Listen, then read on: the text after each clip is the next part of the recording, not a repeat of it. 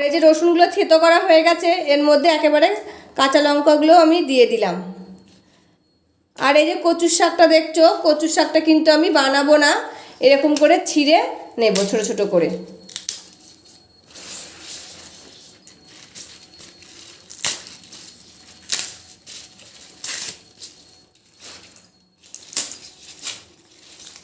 এই যে গলাটা ধরবে না, গলা যে চুলকায় কচুর শাক খেলে সেটা কিন্তু হবে না।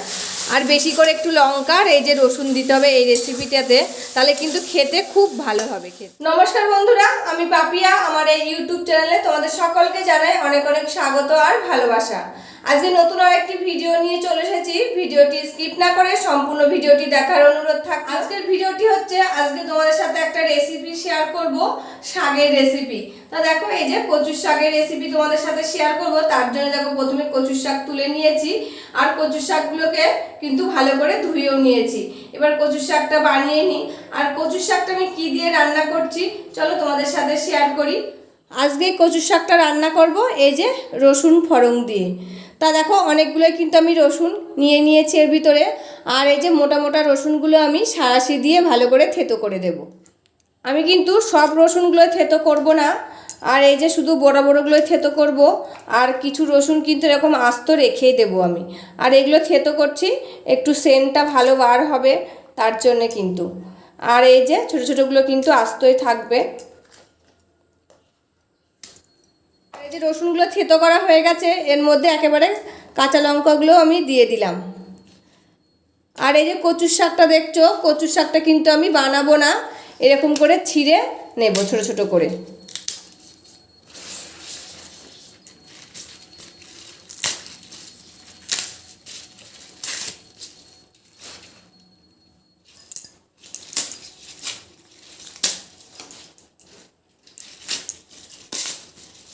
বন্ধুরা দেখো, কচুর শাকগুলো কিন্তু আমি বানাইনি, এরকম করে হাত দিয়ে ছিঁড়ে ছিঁড়ে নিয়েছি। তা দেখো সবগুলো কিন্তু ছিঁড়ে নিয়েছি, মানে সব কচুর পাতাগুলোই কিন্তু ছিঁড়ে নিয়েছি আমি। এবার চলো গ্যাসটা জ্বালিয়ে দিই। বন্ধুরা গ্যাসটা জ্বালিয়ে দিয়েছি। এবার এই যে কড়াইটা বসিয়ে দিলাম। এই জলের মধ্যে দিয়ে দিচ্ছি সামান্য একটু লবণ। এবার আমি শাকগুলো দিয়ে দেব।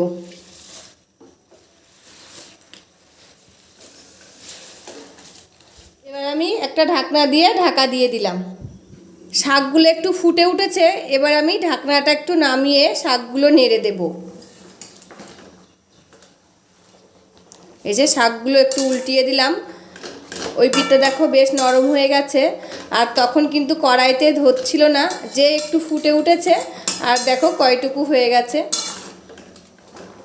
কচুর শাক কিন্তু এরকমই হয়, যে কড়াই ভর্তি হয়ে যায় তারপরে কিন্তু অল্প একটু হয়ে যায়। এটা আমি নেড়ে চেড়ে নিলাম। এবার আবার আমি ঢাকনাটা দিয়ে ঢেকে দেব। আবার আমি এই যে ঢাকনাটা দিয়ে ঢাকা দিয়ে দিলাম। এবার সিদ্ধ হোক, তারপরে আবার আমি ফিরে আসছি। বন্ধুরা এই যে খানিকটা বাদে আবার চলে আসলাম, আর দেখো কচুর শাকগুলো কিন্তু সিদ্ধ হয়ে গেছে। এবার আমি কচুর শাকটা কিন্তু নামিয়ে নেব। নামিয়ে এই জলটা কিন্তু ঝরিয়ে নেব। এই জলটা কিন্তু নেওয়া যাবে না, যদি গলা চুলকায় তার জন্যে কিন্তু কচুর শাক সবসময় কিন্তু সিদ্ধ করে জলটা ফেলে দিতে হয়, তাহলে কিন্তু গলা ধরে না। তা দেখো খুব সুন্দর সিদ্ধ হয়ে গেছে। এবার আমি জলটা ঝরিয়ে নিয়ে তারপরে তোমাদের সামনে আসছি। বন্ধুরা কচু শাকটা নামিয়ে নিয়েছি, তারপরে কড়াইটা ধুয়ে আবার কিন্তু গ্যাসের উপরে বসিয়ে দিয়েছি। এবার আমার কড়াইটা গরম হয়ে গেছে, আর দিয়ে দিলাম সর্ষের তেল। আর এই কচুর শাকটা কিন্তু আমি সর্ষের তেলেই রান্না করব। আর সমস্ত শাকই কিন্তু, মানে যে কোনো শাকই সর্ষের তেলে রান্না করলে খেতে কিন্তু খুব টেস্ট হয়। এরপর আমি এই তেলের মধ্যে দিয়ে দিচ্ছি ফোড়নে তেজপাতা, শুকনো লঙ্কা আর কালো জিরে। তারপরে রসুন আর কাঁচা লঙ্কাগুলোও দিয়ে দিচ্ছি। এবার এগুলো একটু ভেজে নেব, তারপরে কচুর শাকটা দিয়ে দেব। রসুন আর কাঁচা লঙ্কাগুলো কিন্তু আমার ভাজা হয়ে গেছে বন্ধুরা। এবার আমি কচুর শাকটা দিয়ে দিচ্ছি।